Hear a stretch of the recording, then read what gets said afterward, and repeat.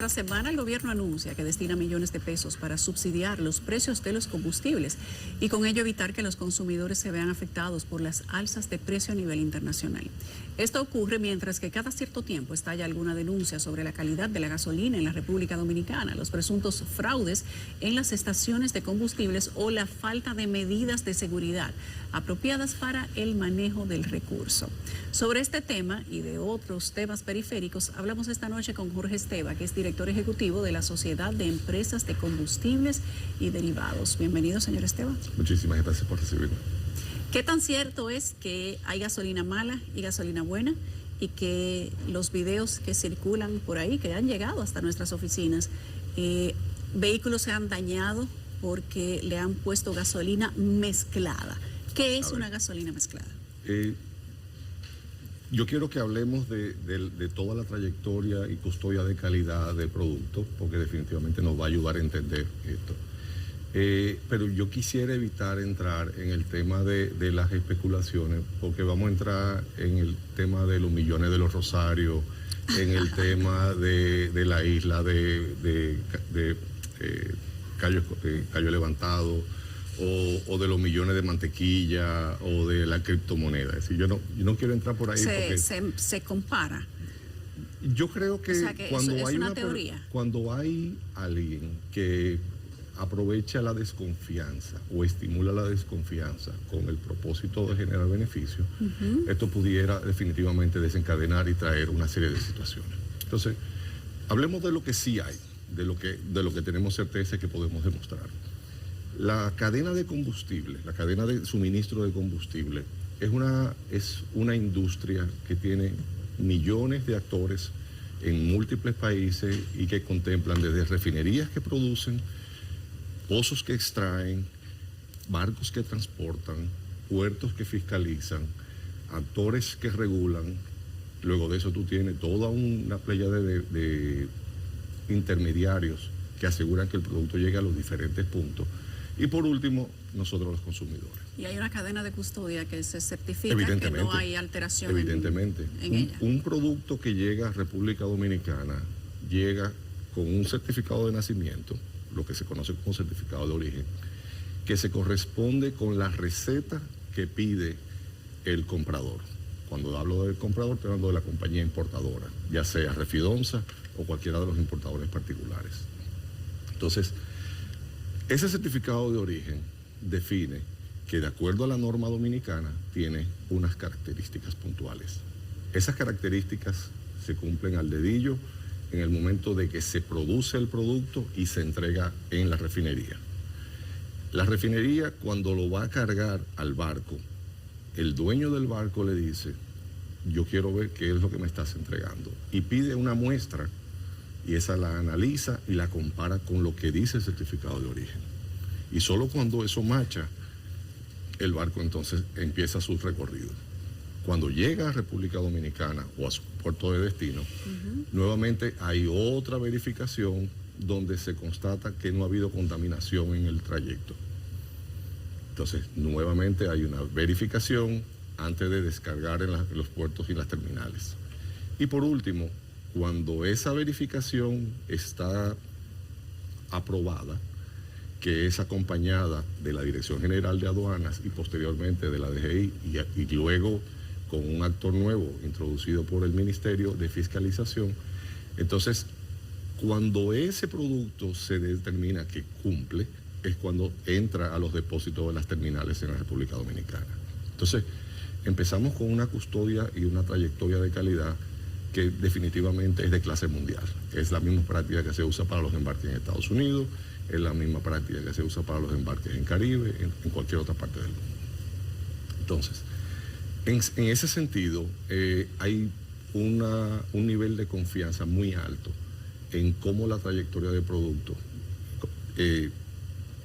garantiza su calidad y que el producto que llega real y efectivamente cumple. Evidentemente, esto no es algo que hablemos en el cotidiano, es una conversación súper densa, hay muchísimos parámetros. Una gasolina tiene 25 parámetros diferentes, desde corrosión, resistencia a la ignición, volatilidad, octanaje. Hay un montón de cosas que van asociadas. y que van definidas para cada mercado. La gasolina que se usa en República Dominicana, un país de Caribe con una humedad y una altura determinada, no se compara a la que tú vas a usar en el Polo Norte o el que tú vas a usar en un clima frío. Hay características que difieren. Entonces, por esa razón, tenemos la confianza de decir que el producto que se importa a la República Dominicana cumple con las normas internacionales y cumple con las normas nacionales. Entonces, si sacamos esa parte de la discusión, entendiendo de que hay certificados que puedo compartirte, vamos a ver de que esa trayectoria y todo ese flujo de productos están parados por muchísimas medidas de calidad. O sea que si se altera algo, se altera en el lugar de destino. Si se altera algo, puede... Y es responsabilidad individual de cada quien, entonces. Puede ser producto de una de varias cosas. Por ejemplo, en los últimos aguaceros, yo no sé si viste cómo estaciones de servicio estaban bajo 2 pies de agua. Sí, inundadas. ¿Verdad? Y aun cuando los tanques y los sistemas de contención del producto están hechos para proteger el producto y evitar contaminación, situaciones extremas como esa pueden producirse y puede haber contaminación de agua en un punto específico. ¿Se da cuenta la estación de eso o no? Claro, hay sistemas de monitoreo precisamente para identificar que si hay agua o no en el tanque, y eso se hace periódicamente. Vale destacar que estamos hablando de una industria que tiene aproximadamente, entre plazas directas e indirectas, unos 45,000 empleados. Y donde son gente que inclusive durante la pandemia, mientras muchos sectores estuvieron cerrados, estuvieron al pie del cañón dando la batalla y asegurando el suministro a nivel nacional. Entonces, bajo circunstancias excepcionales, puede haber casos donde un producto tenga presencia de agua, ya sea por condensación o por contaminación. Cuando hablo de contaminación, fue que alguien dejó una tapa mal cerrada y cayó agua adentro. Eso pudiera arrojar daños en un día, en una estación, bajo condiciones muy puntuales. Pero no podemos generalizar y decir que de las cerca de 1.000 estaciones que hay en el país, todas venden combustibles mezclados con agua. Eso es un absurdo, es una afirmación temeraria y malintencionada. ¿Se daría cuenta el conductor, además, si el mismo momento, cuando enciende el carro o cuando corre pocos minutos? Muy probablemente, si tienes contaminación de agua en unos niveles que pueda hacer daño, el vehículo no encienda, para empezar. Y por eso cuando ha habido casos, vemos que hay 2 o 3 vehículos y que son atendidos. Es decir, es norma el responder a esas inquietudes y se mitigan y se resuelven en el acto, en el momento. ¿Qué es la gasolina buena y la gasolina mala? Gasolina buena y gasolinas malas son apellidos que le ha puesto el dominicano. Como a los cabellos. Por ejemplo. Y definitivamente yo no... prefiero no hablar en esos términos. Hay diferentes octanajes, hay diferentes características de combustible y dependiendo del vehículo que tú tengas y dependiendo del tipo de motor que éste tenga, una gasolina le puede funcionar de acuerdo a la recomendación de fabricante o no. La diferencia que tradicionalmente hace la gente de a pie es que la gasolina buena es la que tiene mayor octanaje. Y mayor octanaje estamos hablando, y quizás déjame explicarte un poquito lo que es octanaje.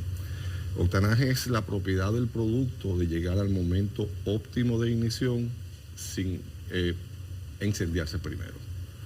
Es parecido si tú haces una mudanza y tú te vas a llevar un vaso, tú lo envuelves en un papel de periódico y cuando tú lo vas a usar, tú lo limpias, le quitas el papel y te sirves tu agua. Lo que ha hecho ese papel es proteger el producto hasta el momento de uso. En el caso del motor, el momento de uso es cuando prende el carro. Cuando prende la bujía en el cilindro del motor. Entonces, y eso pasa miles de veces por minuto en cada motor. Entonces, esa propiedad, algunos motores tienen la capacidad de extraer mayor potencia al mismo combustible porque tienen la capacidad de ajustar eso.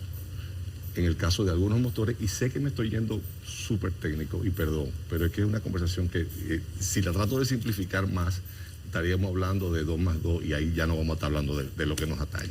¿Cuáles son los retos que tiene el sector del combustible, como lo conocemos propiamente, con la nueva cultura de los vehículos eléctricos, con la invasión de los vehículos eléctricos, como le está llamando la gente, ya que cada día más tenemos más distribuidores o vendedores de vehículos eléctricos y parece que hay una especie de fascinación porque la gente no tenga que ir a la bomba de combustible?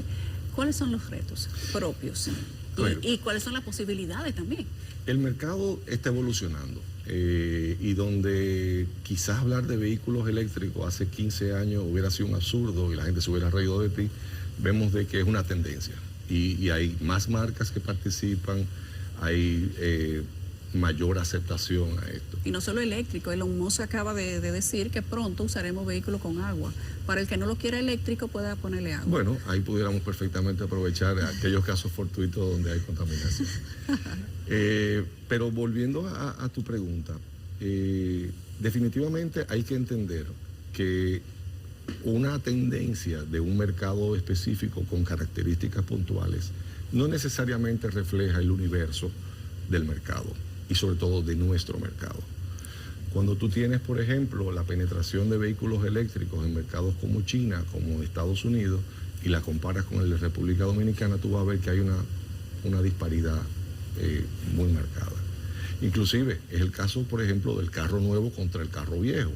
El parque vehicular de República Dominicana es un parque vehicular que está envejeciendo y no tiene una reposición, no tiene una antigüedad comparable a la de mercados más sofisticados, donde desplazan los vehículos de más de 4 o 5 años. Entonces, no hay preocupación, definitivamente. No hay preocupación. Yo entiendo que no hay preocupación en el sector, porque falta mucho tiempo todavía para que eso pueda alcanzar. Y al mismo tiempo que se están desarrollando nuevos vehículos eléctricos con nuevas capacidades, también hay nuevas tecnologías en el caso de los vehículos de combustión interna, que también están avanzando. Entonces, en ese sentido, yo creo que todavía tenemos vehículos de motor de combustión interna por mucho rato. ¿Hay confianza de que en la medida que se va avanzando en el interés de la gente por los vehículos eléctricos, haya una especie de conversión cuando le toque cambiarle las pilas a los carros, la batería? Y que la gente haga una especie de combinación y decida si realmente cuando le toca cambiar la batería, esa es la gran pregunta. ¿Se ahorró lo que realmente esa es la gran pregunta. Y hay algunos analistas y algunas personas de medios que dicen que en el tiempo sale mejor tener un vehículo con un motor V12 que un vehículo eléctrico. Y tú dices, pero ¿cómo así? Si es que él consume más. Dice, sí, pero el tema de eso está cuando tú coges y tienes que reemplazar baterías y la disposición final de la batería. Es casi el 50% de lo que cuesta el vehículo, dicen algunos. En algunos casos más. Sí. En Estados Unidos hay un estudio que habla de que el 20% de las personas que hasta el 2022 habían comprado vehículos eléctricos habían regresado a los vehículos de combustión. Mira, ese es un dato interesante. ¿Piensan ustedes que esto va a ser de esa manera o que simplemente no hay manera de saberlo?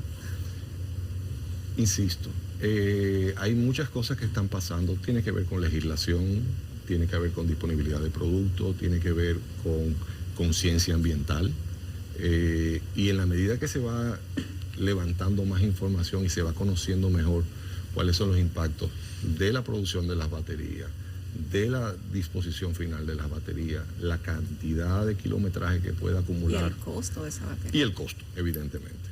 En el caso, yo soy un usuario de carro viejo. ¿Qué es carro viejo? Clásicos. Quisiera que fuera un clásico, pero le falta un poquito para eso. No, pero llegan con el tiempo, lo que uno tiene que eventualmente, ahí, eventualmente. Llegan a ser clásicos. Pero en mi caso, evidentemente, el cuidado a los parámetros de que el motor esté funcionando correctamente, de que haya un mantenimiento adecuado, son parte de las cosas que como usuario me corresponde cuidar. En el caso de nuestro parque vehicular en la República Dominicana, vemos con frecuencia como hay personas que dicen, no, porque yo quisiera que aquí se use la gasolina que se usa en Europa, que evidentemente tiene otros parámetros. Tiene más calidad, supuestamente. Es diferente y responde a otras preocupaciones. No, pero está la gasolina, el Aftur, la gasolina de avión, que usted puede echarle gasolina de avión a su carro. A ver, Aftur es una cosa que es prácticamente querosén, Sí. y el vehículo de motor de gasolina no necesariamente funciona O con el querosén. diésel. También la Pudiera gente trabajar puede- un diésel, pero tiene otros impactos porque es mucho más seco y tiene, es mucho más agresivo en las paredes del motor. Pero donde voy con esto es, uno necesita tener entendimiento de cuáles son las cosas que pueden perjudicar tu motor. Dejarlo encendido en ralentí, parqueado en un estacionamiento y para mantenerme fresco, Desgasta. probablemente le produzca más daño y tenga un mayor impacto en el ambiente que usar un combustible u otro. Sí. El no cambiar los filtros periódicamente y permitir que se obstruyan por el polvo ambiental, evidentemente incrementa el consumo. El no inflar las llantas adecuadamente puede o producir desgaste irregular o producir consumo adicional en el combustible. Hay muchos factores. Prender el carro todos los días. Cuando usted, eso es una costumbre muy antigua. Encender el carro y dejarlo 10 o 15 minutos. Inclusive, yo llegué a ver personas que dejaban el carro encendido y se iban a bañar para que el carro calentara, para que tuviera un funcionamiento óptimo. Yo creo que vamos a decir que eso te lo contaron, porque si No, tú no, lo eso yo llegaste lo a vi, ver, yo tengo si lo llegaste a ver, 44 vamos a empezar a hablar de edad y yo no quiero entrar por ahí. No tengo problema con eso. Pero sí era una práctica común en el pasado, sobre todo porque los motores requerían de un cuidado adicional, porque todos los parámetros del motor eran mecánicos, eran físicos. Pero es cierto que había que calentarlo. Algunos motores agradecían el usarlo después de haber calentado. ¿Y ahora? Pero resulta que hoy día, con los motores con inyección electrónica, la computadora se encarga de compensar muchos de los parámetros que tú tratabas de proteger en eso. Evidentemente, un vehículo recién encendido, tú no puedes forzarlo a dar sus máximas prestaciones porque estás perjudicándolo. Pero para el uso normal, para el tránsito común, no debiera haber mayor inconveniente. No es necesario. O sea, usted puede encender su debiera. carro e irse por ahí mismo. Debiera poder hacerlo. Yo lo Debiera. hago. Pero en esos mi son carro. con los vehículos a partir de qué año. Tú sabes que depende mucho de la marca porque hay carros que todavía hoy vienen full mecánico donde no tienen ningún parámetro y hay otras marcas que son full electrónica desde los 80. Entonces no me Depende atrevería del a carro. decirte nada. O sea, la gente tiene que verificar cuál tipo de carro tiene para saber si necesita calentarlo o no. Mira, la persona que más sabe de eso es una persona increíblemente inteligente que inclusive hizo un instrumento que se llama manual de usuario y es el fabricante. Claro. Ese sí sabe.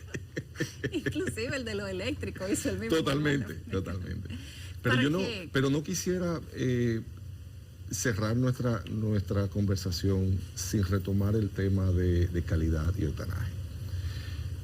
Yo sé que hay comentarios y opiniones que están siendo Tenemos planteadas. varios videos aquí que han motivado Sí. la visita suya y personas que nos han escrito directamente y dicen que se quejan de la calidad del octanaje de la gasolina de República Dominicana. Inclusive dicen que la gasolina que nosotros recibimos como premium Ujú. es una gasolina básica en otros países cercanos. ¿Eso es real o no es real? Yo creo que eso es una afirmación temeraria de una persona que no tiene información real. Yo tengo los certificados ahí que te voy a compartir y los certificados específicamente determinan, no por el hecho de que a mí me parece, sino a través de una prueba en la que un motor calibrado determina el octanaje puntual, cuál es el octanaje que tenemos. La gasolina premium de República Dominicana es la misma gasolina premium de Estados Unidos, por ejemplo, en cuanto a No calidad y necesariamente, octanaje. no ¿Cuál es la necesariamente. diferencia? En las gasolinas que se usan en el norte de Estados Unidos, tú vas a encontrar alguna diferencia por la resistencia al frío. Esa es una. ¿O al calor? En el caso nuestro, al calor. Esa es una. Y a la altura también, que puede requerir que haya ajustes.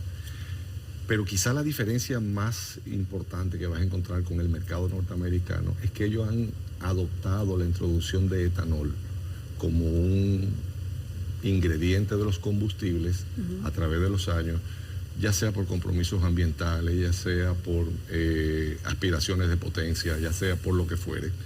Y ese producto que tiene características puntuales y que responde a una realidad específica es distinto a lo que tenemos acá. Entonces, por esa razón, no me atrevería a decir que tú puedas homologar Comparar. los dos productos. Hay informaciones de las autoridades de energía y minas, de la Dirección de Minería, que hablan de que en República Dominicana podría haber petróleo. Si eso fuera de esa manera, ¿qué cantidad, qué volumen, qué necesitaría el país para que empezáramos, y dentro de cuánto tiempo, décadas inclusive, para que empezáramos a ver una reducción de precios en los combustibles? Estamos hablando hipotéticamente. No, hipotéticamente te voy a responder. Es una pregunta que yo recuerdo, y ahora voy a confesar parte de mi edad. Se le va a caer la cédula. Cuando yo tendría unos 8 o 9 años, hubo un anuncio de un pozo en Charco Largo que había dado prueba. Hay petróleo en Charco Largo, una frase muy famosa de un expresidente. Y en ese momento, en mi condición de muchacho, yo decía, ahora sí, ahora sí. O sea, ¿usted la escuchó esa frase? Sí, en aquel momento. Yo la vi cuando la anunciaron. Se le cayó la cédula. Totalmente. Digo, no necesito mucho la cédula para explicarlo, ¿verdad? Pero hay que entender que la presencia de combustible no necesariamente se traduce en la presencia capacidad, en la presencia de petróleo, se traduce necesariamente en la capacidad de explotarlo comercialmente. Ok. ¿Y en qué se traduce? ¿Perdón? ¿En qué se traduce? En que hay que hacer más estudios, de que necesitamos que personas brillantes con recursos necesarios puedan hacer las investigaciones pertinentes para determinar de que si hay la cantidad necesaria, de que el producto cumple con los requerimientos y que luego de eso la refinería que va a ser necesario para procesarlo se justifica económicamente.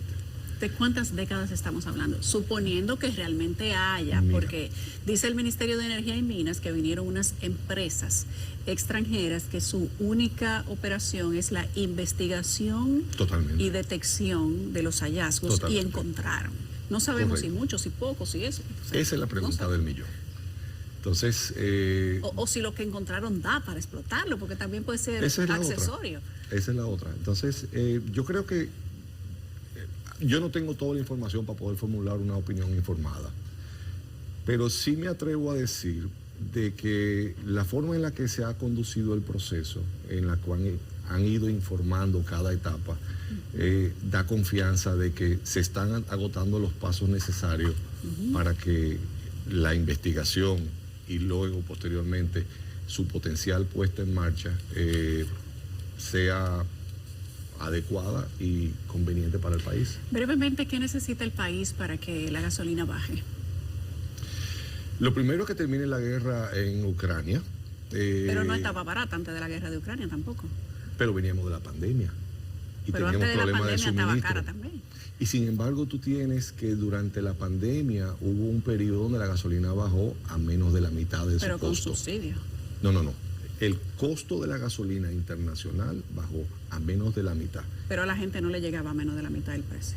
Por No el le tema llegó, de la compensación primero porque no había la capacidad de aprovechar ese descuento que hubo en una coyuntura puntual donde las refinerías estaban saturadas y no había dónde almacenarlo para poder aprovecharlo. Entonces, aun cuando hay una oferta, tú vas a Black Friday y tú encuentras que hay televisiones de 85 pulgadas que están a mitad de precio, en 150,000 pesos. Yo creo que yo me voy a quedar con mi televisión de 65, porque está barato, pero no puedo aprovecharlo. No tengo la capacidad o económica o de espacio. Entonces, en ese sentido, hay muchos factores internacionales, hay muchos factores externos que meten presión al precio de combustible internacional. Pero en adición a eso tenemos que entender que la recaudación de los impuestos de combustible representa como un 8% del total de recaudaciones del Estado. Es como un 1.30, 1.33 del total de Producto Interno Bruto, de lo que se recauda en el país. Entonces, si queremos que la gasolina sea mucho más barata, evidentemente vamos a tener que eliminar todas las aspiraciones que tenemos alrededor de ese 8% de recaudaciones, porque de alguna forma vamos a tener que compensarlo. De alguna forma vamos a tener que compensar. Si no te lo cobran de un lado, te lo cobran del otro. Efectivamente. Entonces, evidentemente, el tema de los impuestos A todos nos molesta llegar a la estación de servicio y ver cómo se van. A 3, propósito 4, de la 5 próxima mil pesos. reforma fiscal que ha anunciado el gobierno, ¿tienen ustedes Sí. expectativa de que sean regravados o que le modifiquen los impuestos? Yo he visto varias opiniones, todas especulativas, sobre el tema de cómo se va a conducir la reforma fiscal, en especial en el sector de hidrocarburos. Al día de hoy yo no he visto ninguna versión oficial que me permita opinar. Sin embargo, entiendo que el Estado y las personas que están promoviendo estas reformas están conscientes de todo lo que está en juego y no creo que se arriesguen a... Primero, no creo que haya ninguna intención de castigar al público modificando o incrementando la carga tributaria de los combustibles, porque de alguna forma eso lo termina pagando todo el país y tiene efectos multiplicadores en diferentes industrias, por una parte. Y por otra parte, no puede ser tampoco una medida ligera y arbitraria, precisamente por el peso que tiene esto dentro del presupuesto nacional. Entonces, estamos confiados de que se está haciendo un análisis profundo, estamos confiados de que en algún momento vamos a poder participar de esa conversación y que los resultados van a ser los mejores deseados. Muy diplomático para ser el sector de los combustibles. Gracias a Jorge Esteban, director ejecutivo de la Sociedad de Empresas de Combustibles y Derivados. Gracias. Nuevamente, Jorge. gracias por tenerme Qué acá. gusto tenerte aquí. Vamos a nuestros